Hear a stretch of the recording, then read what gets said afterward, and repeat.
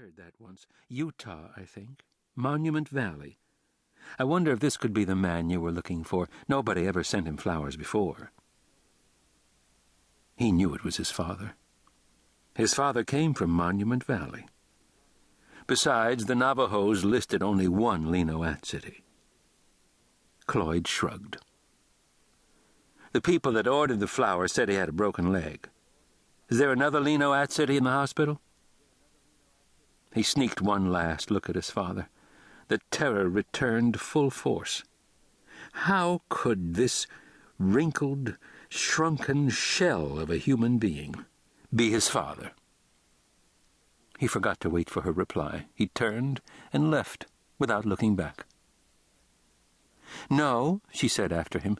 "I'm sure there isn't. There must have been some mistake." He threw the flowers in the trash.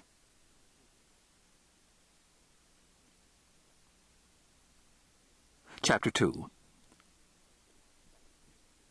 Cloyd wanted to go home, to Utah, back to White Mesa. Every mile took him farther into Colorado, farther even than Durango, where he'd spent the lonely winter in the group home.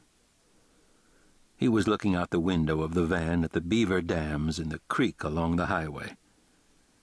There weren't any beaver dams where he came from.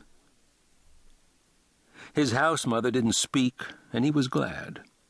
She'd said it all before, how he couldn't go home for the summer, how she'd had this idea to put him on a ranch with an old man whose wife had died, and how much he was going to like it. What was the old man going to be like? Cloyd wished he didn't have to meet this Walter Landis. Why wouldn't these people just leave him alone? All winter in the group home, through the miserable days in school, he had looked forward to going home for the summer. Now even that was being taken away from him. They were afraid his grandmother wouldn't make him mind, that she'd let him disappear into the canyons again. Cloyd thought about how good that would be, to disappear and be free.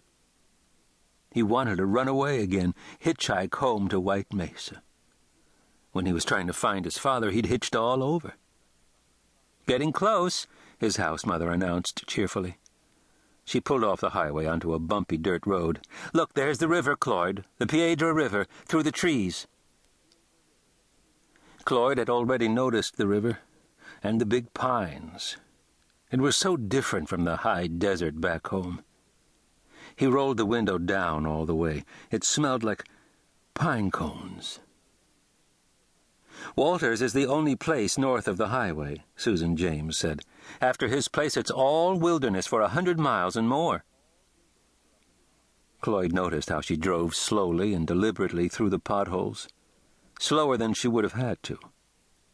There was only a short time left before she dropped him off. Probably she was going to tell him to behave.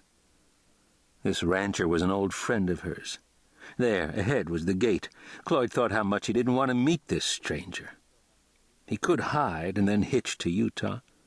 He could visit his grandmother at night when nobody would know. Then he would take off for the canyons. Nobody could find him in the canyons. "Would you open the gate, Cloyd? Just look at that lovely orchard." He got out of the van and opened the gate. Through the orchard he could see open fields, sheds, and a barn. Mostly hidden behind 2 blue spruce trees stood a gray 2-story house. Somebody's home, not his. He could see a small figure stepping off the porch. Susan James was driving through the gate. Cloyd was supposed to close it behind her. He did, and then he bolted into the trees. "Cloyd," she called. "Cloyd, you come back here right now."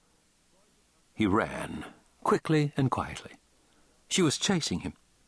Cloyd darted this way and that, then hid behind an enormous boulder. His heart was beating fast. He grinned. He knew she couldn't catch him.